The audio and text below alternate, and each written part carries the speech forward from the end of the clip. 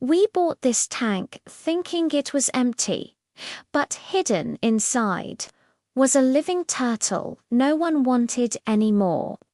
And what this turtle does to hunt its food absolutely shocked me. We just bought this tank from someone who said they didn't want it anymore. Old glass, dirty water, random decorations, nothing special. Or at least, that's what we thought. As we were loading it into the car, something caught my eye. Wait, stop. Did you see that? At first, it looked like nothing, just a piece of wood sitting in murky water. But then it moved. There's a turtle inside, alive, quietly hiding under a log like it's been there the whole time. We lift the lid and confirm it. A real turtle, calm, breathing, watching us. We don't have another container, and we're not far from home, so we carefully cover him back up and drive. Once we got home, I searched the tank again and found him still in good condition. No obvious injuries, no panic, just cautious curiosity. I gently took him out to get a better look. He has these cool orange markings and a rugged shell. This isn't a species I recognize right away. So I did what most people do now. I opened an AI app, took a photo, and asked what species this turtle is. The answer came back: a Central American wood turtle. But what really caught my attention wasn't the name. It was a behavior listed at the bottom. This turtle has a unique hunting method. It stomps on the ground to mimic rainfall, which causes worms underground to rise to the surface. That's insane, and now I have to test it. But before anything else, this little guy needs a proper home. The old tank is unacceptable. Dirty water, broken decorations, no structure. Everything had to come out. I drained the water, removed all the trash, and started fresh. The previous owner did give me these large rock backgrounds for free, and surprisingly, they fit perfectly. I wrapped them around the tank walls and secured everything with spray foam. This type of turtle needs a 50% land, 50% water setup. So I created a natural barrier using large rocks, sealing all the gaps so water stays where it belongs. Then I decided to take it a step further. I built a working waterfall. A hidden water pump goes into the back corner with filter floss surrounding it to clean the water as it flows. Tubing runs up through the rocks. The first test went badly, water splashed everywhere. But after adjusting the pump, it transformed into a smooth, calming waterfall flowing down the rocks. Perfect. For the land area, I added clay balls to absorb moisture, a screen layer on top, then nutrient-rich soil. I added rocks, wood, and fern moss. I even added some live moss that grows when sprayed, meaning this enclosure will actually evolve over time. Under the waterfall, I created a shaded cave cool, damp and protected. It's the perfect turtle hideout.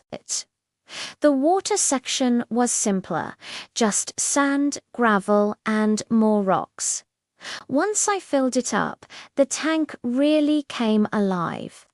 But it was still missing something important: plants. I grabbed some land plants from Walmart and aquatic plants from the pet store. Once they were all planted, everything looked so natural, just like a real riverbank. Now, for the cleanup crew, I added aquatic nerite snails for algae control and springtails on land to eat any mold and waste. The final touches included a heater, UV lighting, oxygenation, and a backup filter. The enclosure was finally complete. Time to introduce the turtle. I gently placed him inside. Immediately, he climbed onto the land, surveying his new kingdom. Then he jumped into the water, and the very first thing he did, he swam straight up to a snail and tried to eat it. The shell won that battle. Clearly, he was hungry. So it was time to test some food. First up, turtle pellets. The scent hit him instantly. He ate one, then another, then several more. He clearly loved them. Next, a calcium-dusted cricket. At first, it crawled around on land. I knocked it into the water, and the strike was so fast I barely caught it on camera. Gone. Protein approved. Next up, vegetables. I offered a piece of carrot.